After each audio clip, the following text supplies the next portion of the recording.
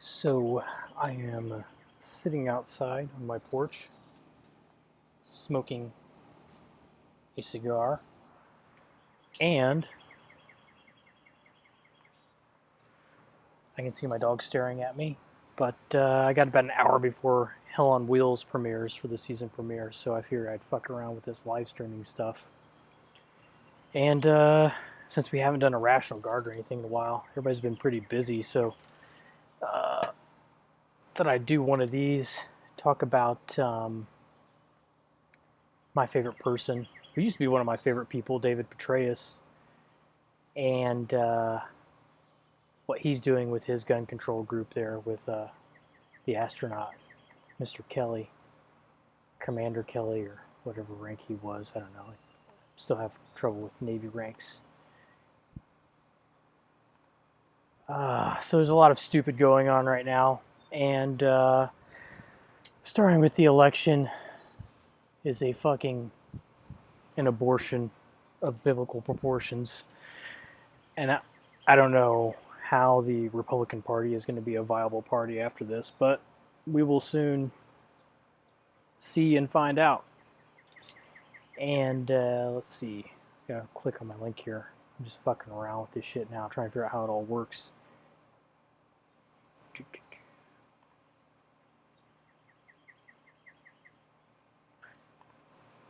Oh, I love that picture of General Petraeus passing out at the meeting. That's pretty funny. But so the former CIA director is now getting in the business. The former CIA director and general is now getting in the business of,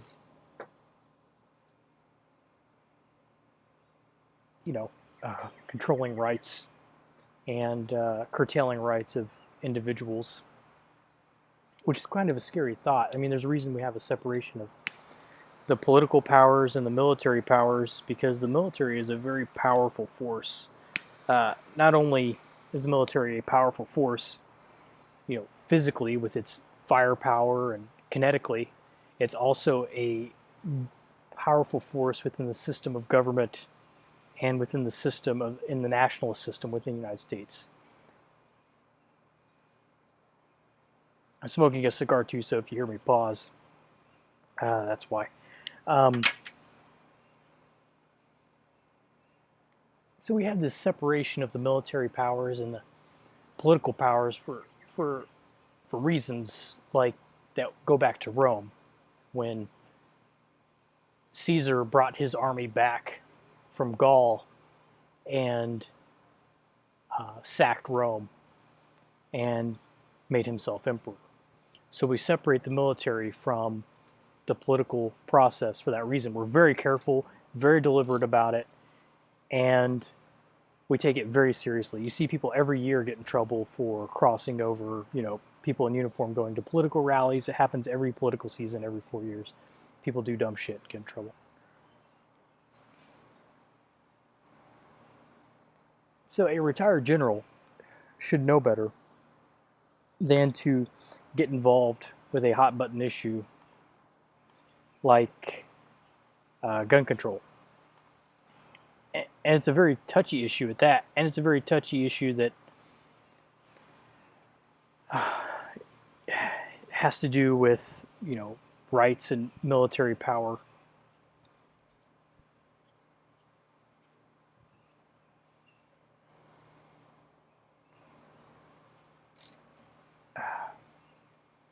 And I find it very scary that a general decides he wants to get involved in this process. So, the Veterans Coalition for Common Sense. First of all, define common sense. This article says it's an anti-gun group. That's to be determined, but I think we can probably pretty much guess they're going to be very anti-gun rights.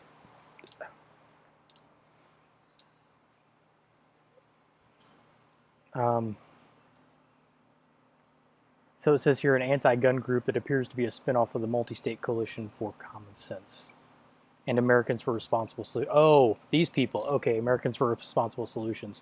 So basically what the Americans for Responsible Solutions has done is they needed a credible figure. Someone who had a credibility in right-wing circles, i.e. the national circles, generals always have some sort of power or credibility in, the closer ends of the right-wing spectrum where most of the gun rights people are. So they needed someone with buy-in, and they could get buy-in and credibility with those people, and buy-in and credibility from veterans who tend to be mostly conservative or lean just a little bit to the right of center. From my, from my viewpoint, not, maybe a little left of center, a little right of center, but for the most part, a little right of center. So what they've done is they've grabbed Commander Kelly, and I think he's a commander, the astronaut Mark Kelly, and they've said, and General Petraeus, to give them credibility to talk to these people, because they think that these two guys can speak in a language and bring with them an amount of an air of authority that they can talk to gun rights people and essentially, kind of talk them off the ledge of being for gun rights.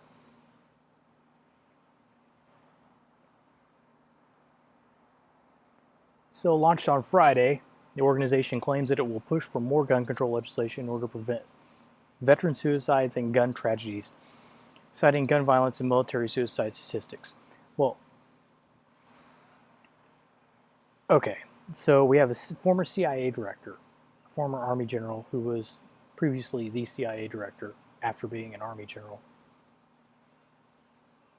who is now forming a anti-rights organization.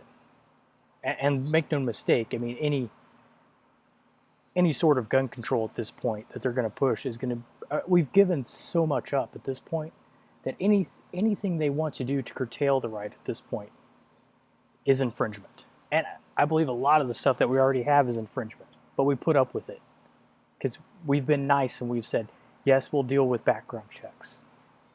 Yes, we'll deal with this. We'll pay licenses, we'll pay fees. We'll pay extortion and poll taxes to exercise a right. And we've made all these concessions. And so anything they do from this point on is strict infringement. Reducing veteran suicides, I mean, it's a worthy cause. So they can't attack getting more gun control legislation through their appeals to authority they've already used. So now they're going to use more appeals to emotion. So you didn't care about the kids at Sandy Hook is the argument they used. Your guns are more important than the kids that died at Sandy Hook and the kids that die every day from gun violence. And you don't care about those kids, but we're going to hit you where it hurts. We're going to talk about the veterans. And I don't know if taking guns away is going to stop people from committing suicide. I've known a few people who have committed suicide and only one has used a gun. So are we going to work on taking prescription medication away from people? Are we going to work on doing that? Because that's how some people commit suicide. So prevent veteran suicides. And there's currently a statistic that goes around that's been questioned that says 22 veterans a day commit suicide. Well, it's sort of being questioned now. They've got a group that's doing a study to see if that number is actually true. I kind of question that number too because it seemed kind of high to me. But let's say 22 veterans a day commit suicide. Let's also put aside the fact that I believe suicide is a human right.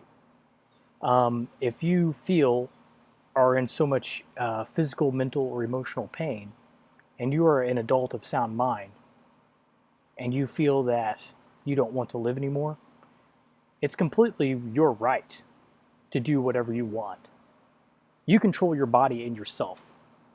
And as long as you're harming no other person, I don't see where we have any right to take steps to prevent you from committing suicide. Now, should we provide services that if you want them, you can reach out to them, or provide services that are proactive in reaching out to you, sure, definitely, we should provide those services.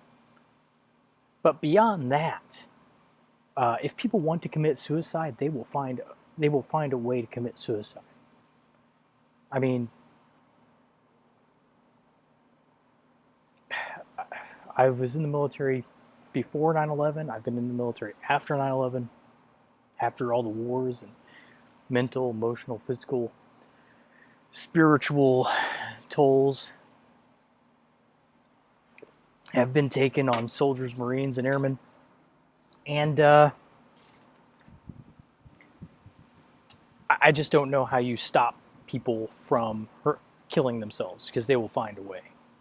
They'll jump off a bridge, they'll take a handful of pills.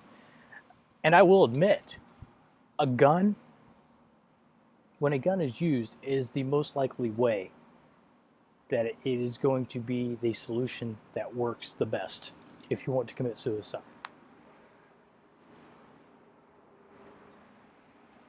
So, veteran suicides, should we provide services and stuff? Sure. Should we infringe on individual rights, individual enumerated rights that are cited in the Constitution in order to prevent that from happening? I don't think so. I think it's a bridge too far. Tim Kennedy doing something with Alex Jones. I don't know what he's doing. Infowars on Infowars, but now don't get this wrong. I like some of their content, but I understand Alex Jones is an insane person. But knowing that, I can sort of filter through the bullshit. But Tim Kennedy, the MMA fighter, I've shared a lot of his stuff from Sheepdog Response on my Facebook page. He has a thing he says where he's starting the channel up on Infowars, where he says, I would rather live in dangerous freedom than peaceful slavery. And that's sort of where I'm at now.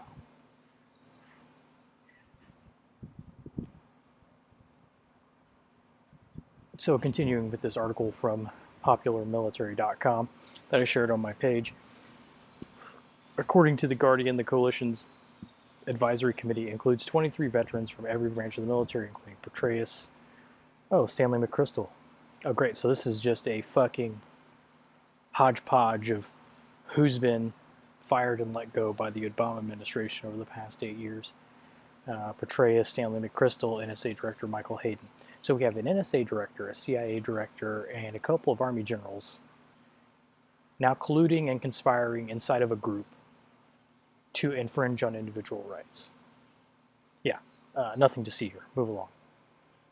If I was a right-wing conspiracy theorist, I would be a bit afraid, and I would be cranking out Alex Jones type videos and stockpiling my firearms and ammunition and getting down to the bunker.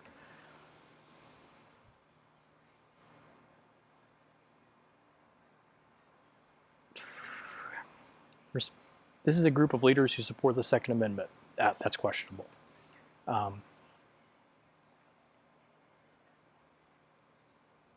This is a quote. This is a group of leaders who support the Second Amendment and who believe in the rights of responsible people, law-abiding people, to own guns, said Mark Prentice, communication director of the new coalition's parent group, Americans for Responsible Solutions. It's questionable whether or not they support the Second Amendment. They support it with caveats. They don't support the Second Amendment as is. And, oh shit. Yeah, let's get into the Ninth Circuit Court of Appeals in California. I'll get into that article later. That's a whole other mess.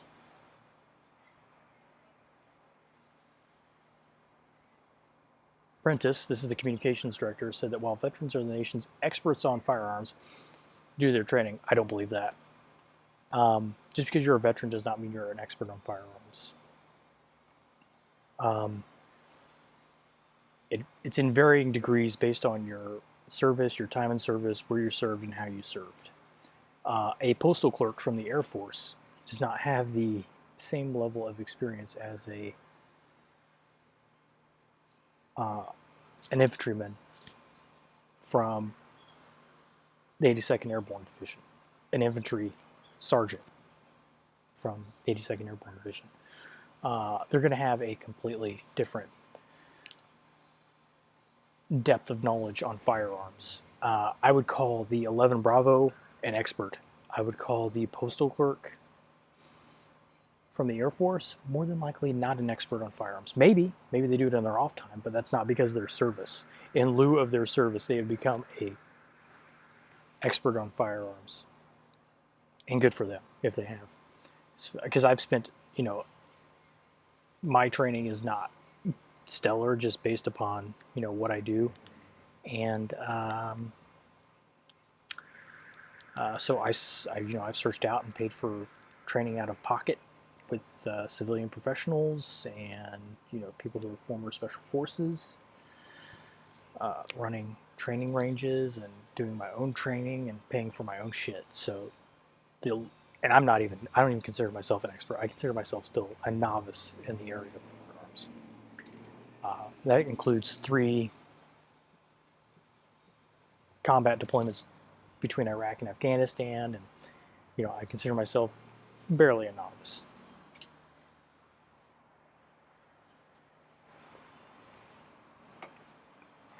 And Prentice continues. And in addition, the group also wishes to strengthen existing gun control laws, as well as pursuing background check loopholes. The often used argument cited by gun control troops in support of universal background checks, or UBCs.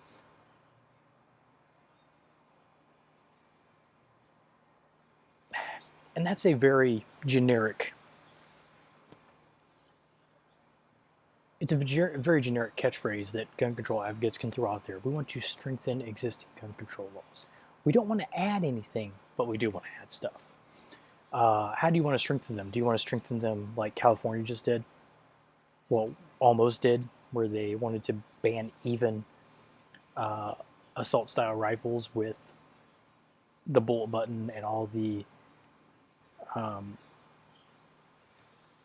loopholes attached to the ownership of said weapons in California, and they still wanted to put more restrictions on it to the point where you could not own them at all? Is that what you want to do?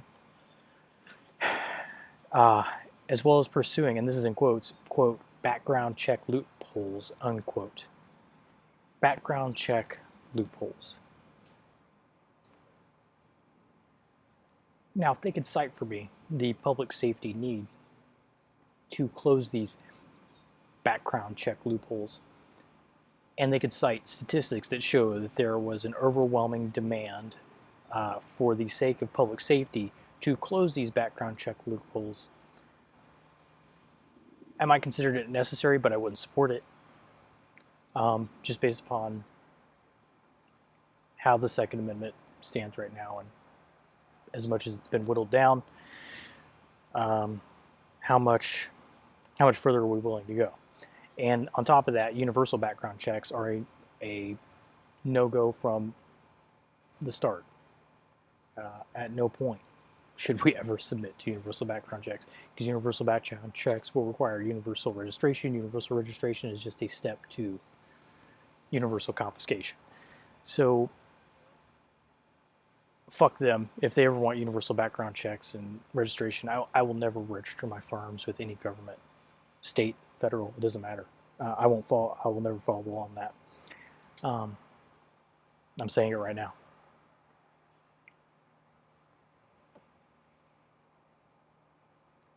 Oh, another quote here. Many of these veterans have seen the role guns play in the hands of trained, responsible people, but they also understand the consequences when they fall into the wrong hands, said Prentice. Yes, but the inverse of the consequences when they fall into the wrong hands is when law-abiding people, or when guns are in the right hands. And we see it every day. And they like to ignore the fact that defensive gun uses, even in their lowest estimate,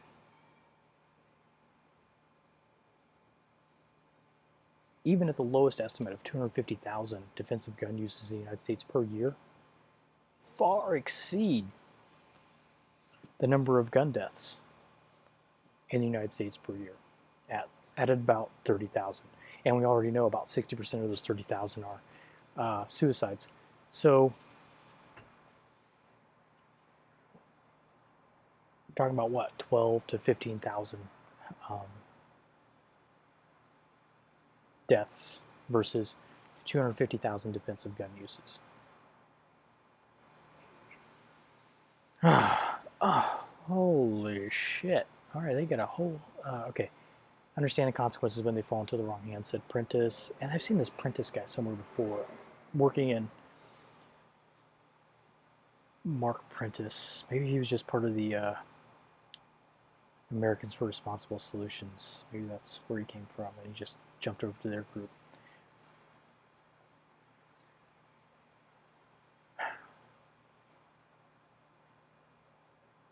Oh, here's an...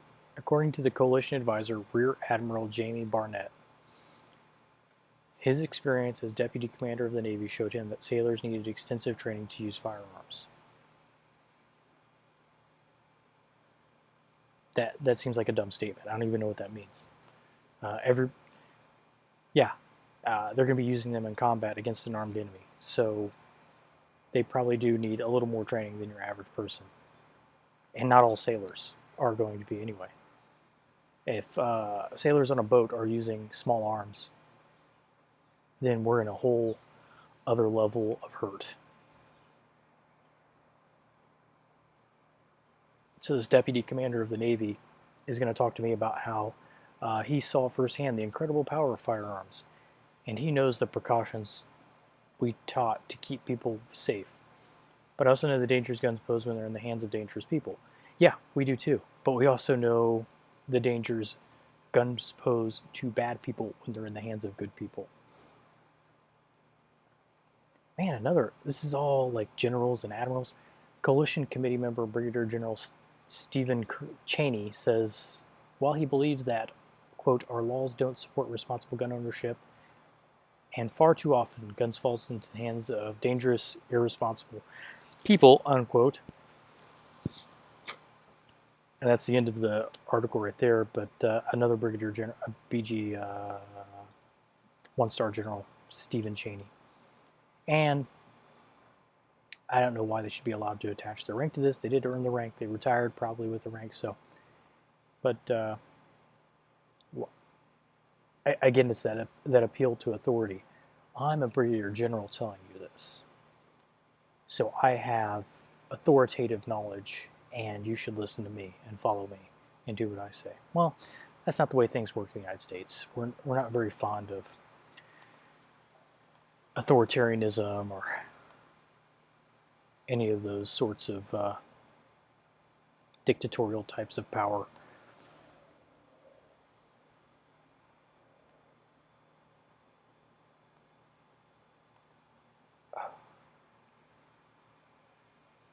And so that's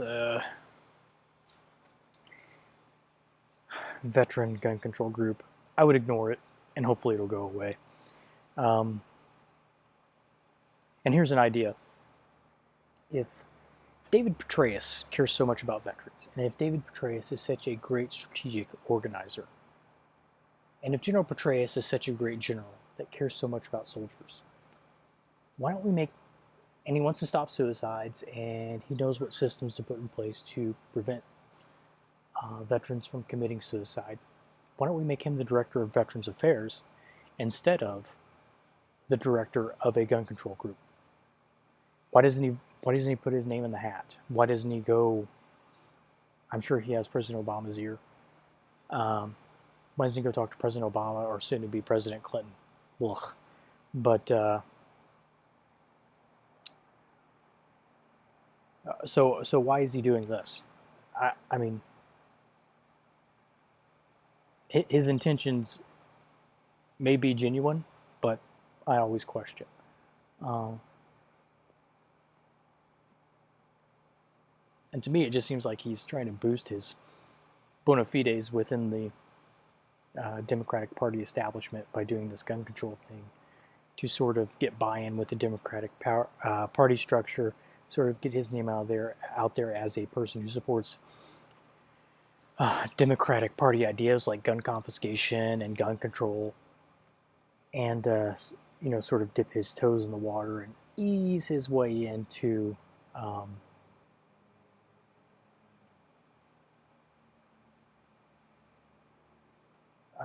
some sort of run somewhere at some point. I don't know. It seems kind of weird to me. I always question motives, though. Cui bono?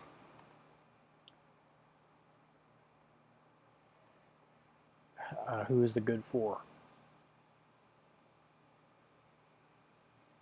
And then, next. The Ninth Circuit rules against concealed carry in Peruta. Peruta and Second Amendment carry case. So Peruta, this is Peruta versus City of San Diego. Adam Richards, Second Amendment Foundation, Cal Guns Foundation, Inc., Brett Stewart, all the plaintiffs and appellants. Ed Prieto and the County of Yolo. You'd think a County of Yolo would be a little more lenient on gun control there, but County of Yolo apparently does not live up to their name. So the Ninth District basically said, you have no right to carry a gun outside your home. But if we go and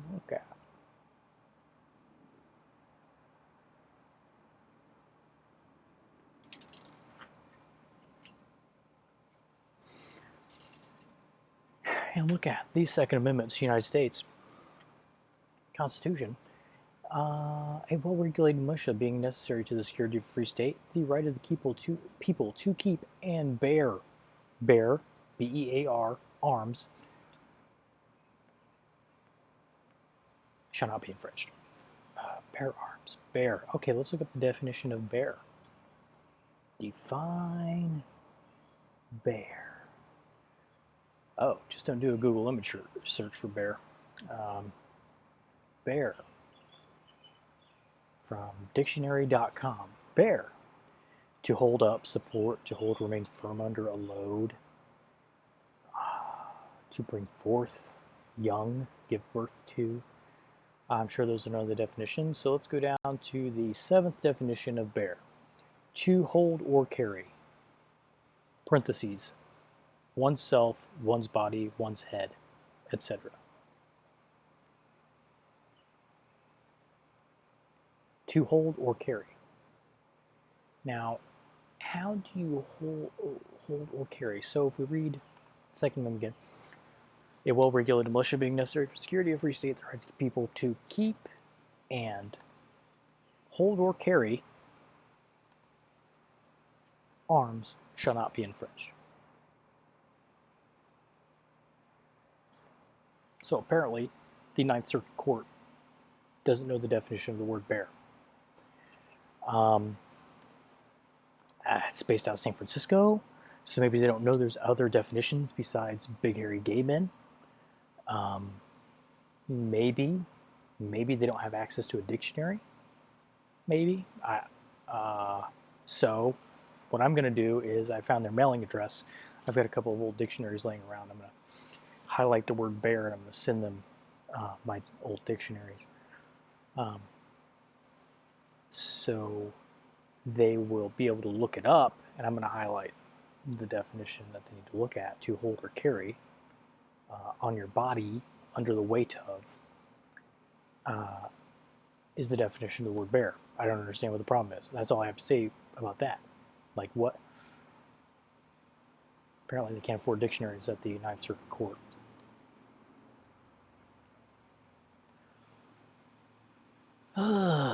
Okay.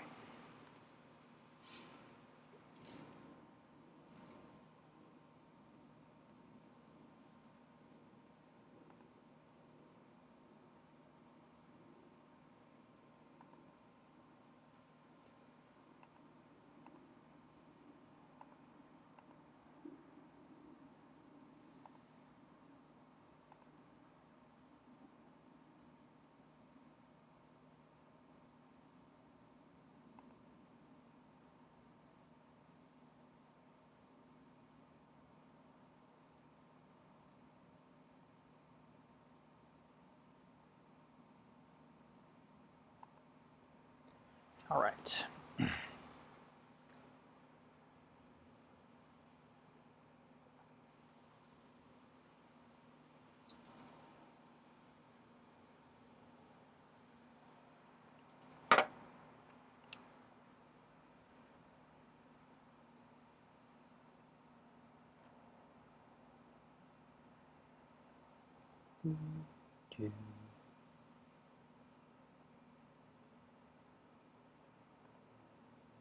Lost a spot. So General Petraeus and his Vets Coalition and the High Circuit Court can all go fuck themselves. I have a lot of respect for General Petraeus and Mark Kelly. Being an astronaut is not easy. I mean, you're doing fucking math on a clipboard while rocketing 17,000 miles per hour up into the atmosphere while piloting an uncontrollable, for the most part, rocket that's going straight up. So I have a lot of respect for that. But his gun control stance is an issue that I obviously take a lot of umbrage with. And going down the line, down the line.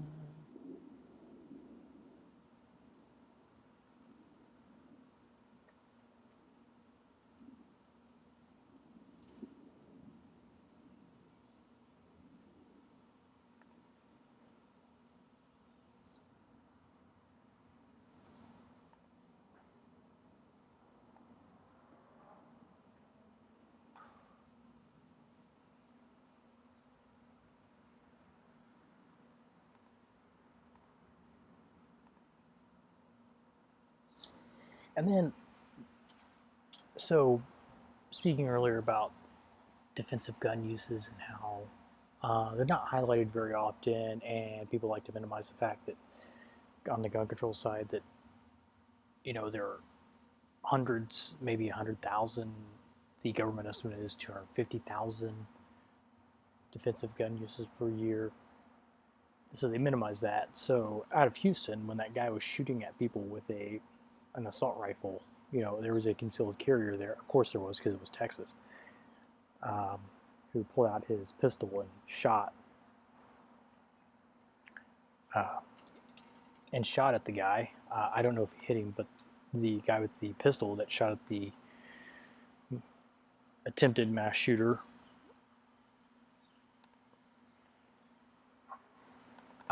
he was shot as well. But he probably provided time and space for the police to get in and shoot the rifleman that was trying to take as many people as possible with him. So good on him. Bringing a pistol to a rifle fight is never a good idea, but he saw something happen and he went through the decision process and decided that he wanted to act. So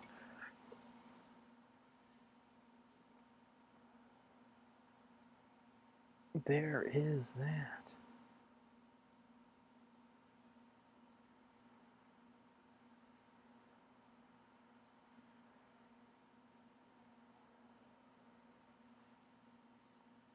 And then could we just have a moment of silence for the soon-to-be dead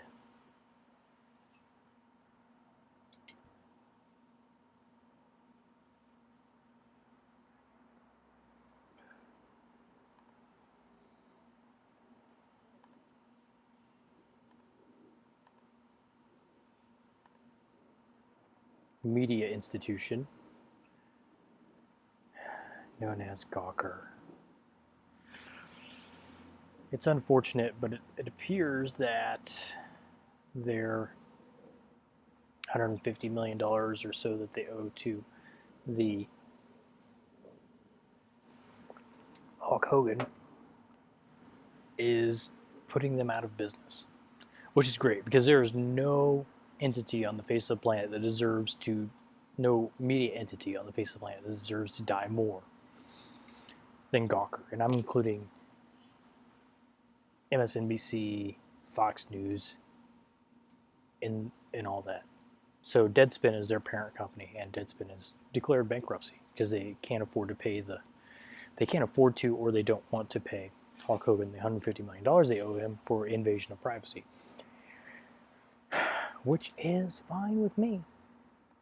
They are rabidly left-wing, social, progressive left, social justice warrior horseshit propaganda. And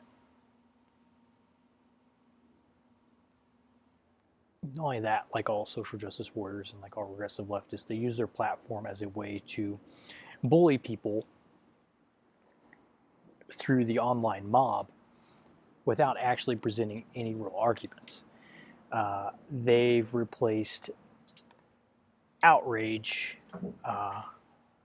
with factual arguments. So it's an argument from populace. So the populace believes this, or a lot of people that we know in our in-group circle believe this, so it must be true. And we're not going to present any arguments. We're just going to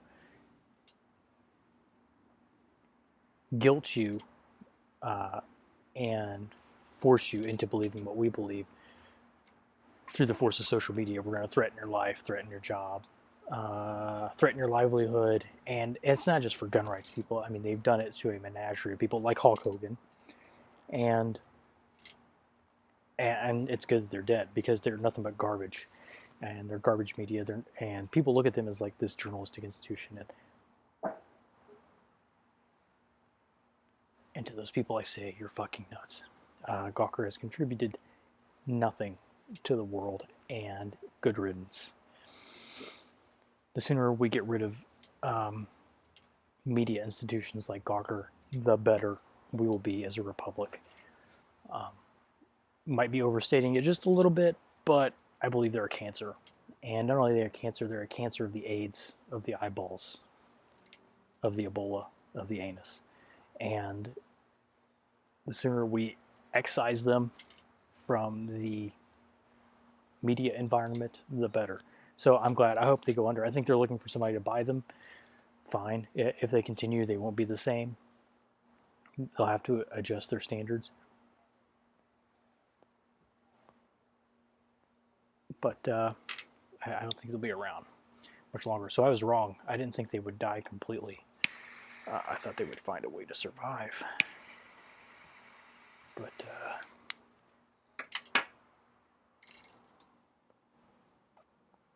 it appears they will be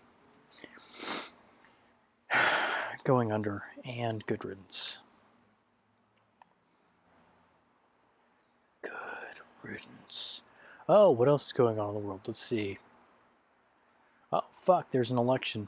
Holy shit. Yeah, I commented on that a little bit. I gotta be careful.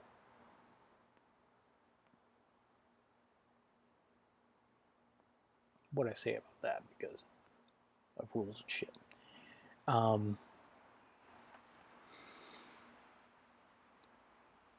The election.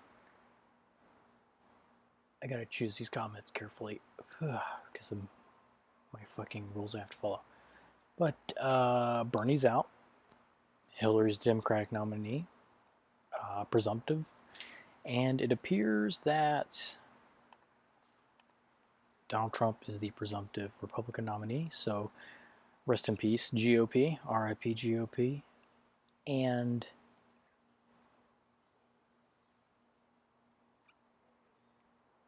may you find your way back to the path of Lincoln. It's kind of strange that 140 years ago, 150 years ago, you were the party of Lincoln, now you're the party of Trump. Trump is not a guy I completely disagree with on all things. I think he gets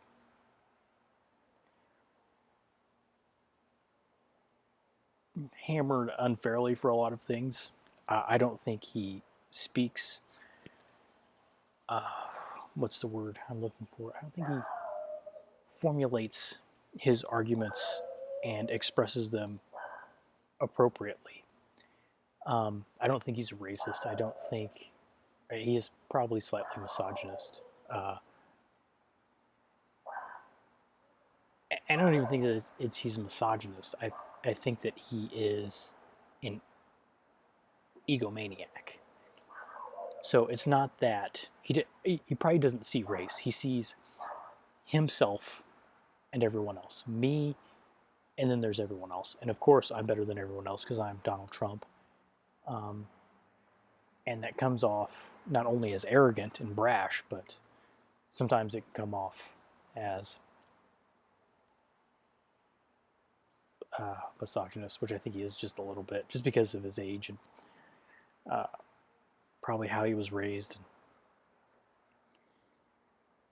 But I really sincerely don't believe he's a racist person at all. I think he's just a buffoon who can't clearly articulate his views in a manner that would be befitting of someone that's going to be running the entire country. So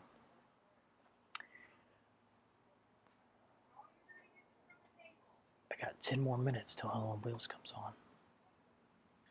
10 more minutes. If you never watched that show, I recommend it. It's pretty good. About the West and taking the railroad. Sort of a fictional biographical account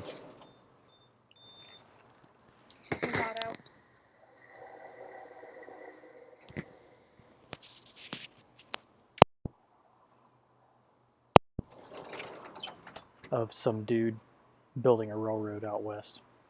I like it. It's good escapism, but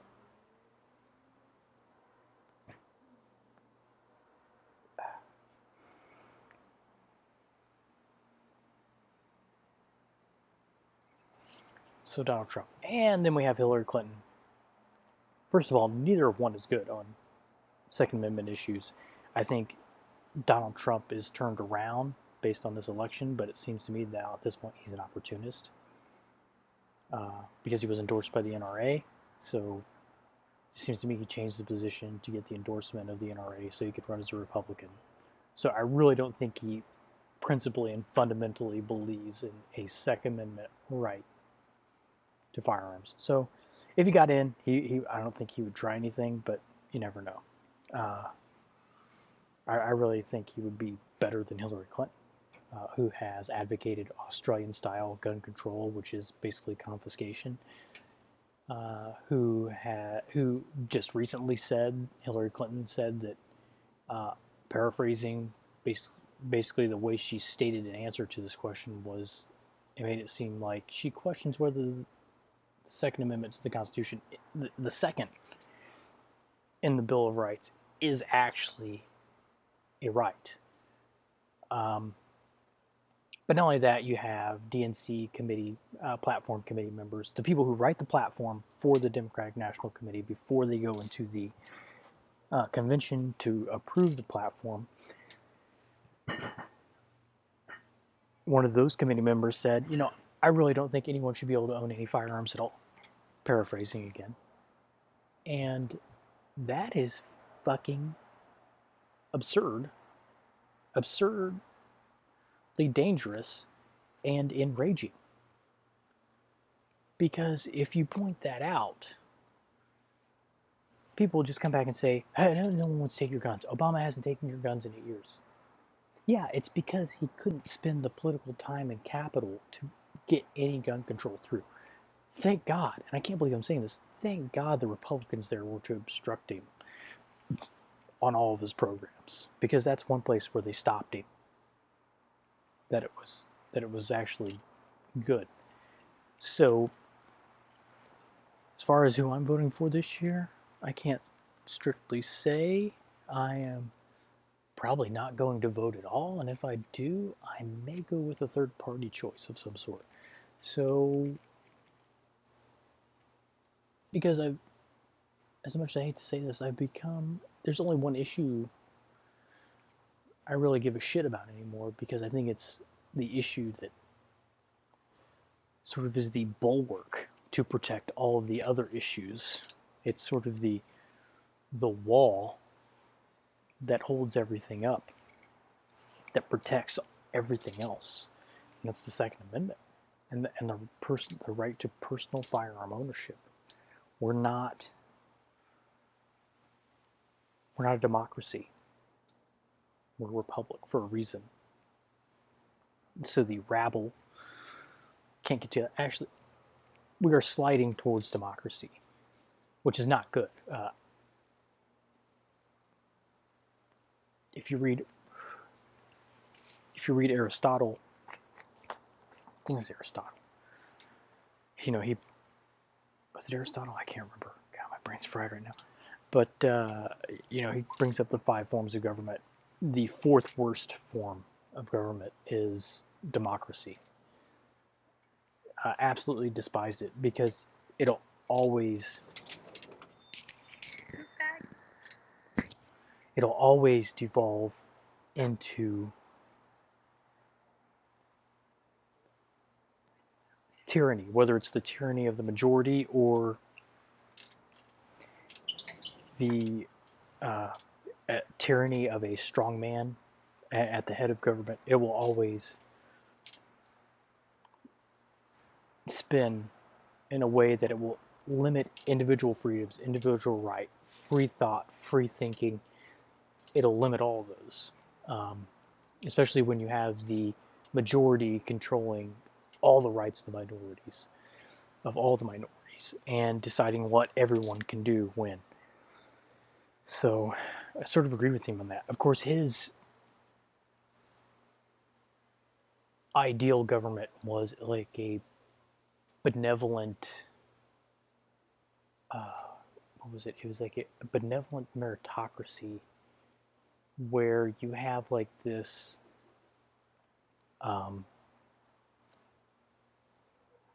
like a benevolent oligarchy where you have this like head of elders, like a country led by elders, and they are picked from this class that is groomed to do nothing but run and manage the nation state.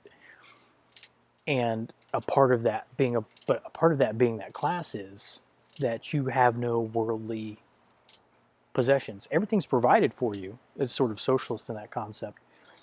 Everything's provided for you, whether it's, you know, food and housing and education, but you don't get a Ferrari, you don't drive a Lexus. You'll get a Volkswagen. You know, you'll get the people's car, and you'll drive that, or you get that. That's your car. That's your means of conveyance. Just as an example, you know, so everything's provided for you, but your worldly goods are minimal. You live a very minimalist existence, but in turn,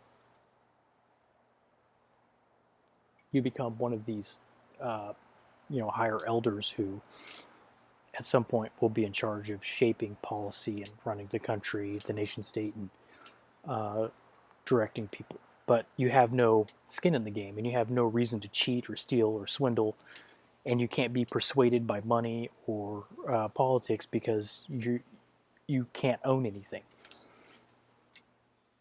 So it's kind of a awesome concept that I was thinking about recently. So, 3 minutes. 3 minutes till Helen moves. All right. I've rambled long enough. This is a good tryout for this one. Sorry about the dead space and shit and the noise. But I'll be doing this again soon. I will be disappearing for a few weeks, so there will probably be minimal updates on the page as it's been for a while. So probably only updates here and there, and not a lot of monitoring of the page for a couple weeks until I get back from this little trip. And thank you for listening. If you listened to me ramble and talk about all this dumb shit, I appreciate it.